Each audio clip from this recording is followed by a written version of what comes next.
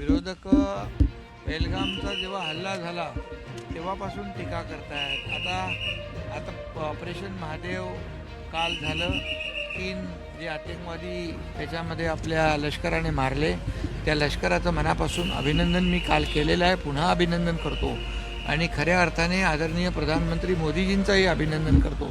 मोदीजी म्हणाले होते की भारताचा शत्रू दुनिया के किसी भी कोने में भारत का दुश्मन जीवित नहीं रहेगा.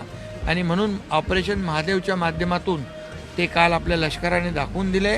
ऑपरेशन सिंदूर जसं यशस्वी झालं, आपल्या लाडक्या बहिणींचं कुंकू पुसण्याचं पाप ज्यांनी केलं त्या आतंकवाद्यांना ठार करण्याचं काम काल आपल्या लष्कराने केलेलं आहे. मी त्यांचा मनापासून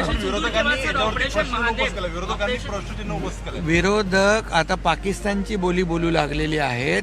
पाकिस्तानमध्ये त्यांना फेमस व्हायचं आहे, पाकिस्तानमध्ये त्यांना शाबासकी मिळवायची आहे पाकिस्तानची, आणि म्हणून ते या ठिकाणी असं करतायत की या ठिकाणी आपले जे सैनिक आहेत, सेनेचे जवान आहेत, त्यांच्या कामगिरीवर, शौर्यावर प्रश्नचिन्ह निर्माण करणं, याचा अर्थ ही काही देशभक्ती आहे का, हे पाकिस्तानचं प्रेम आहे.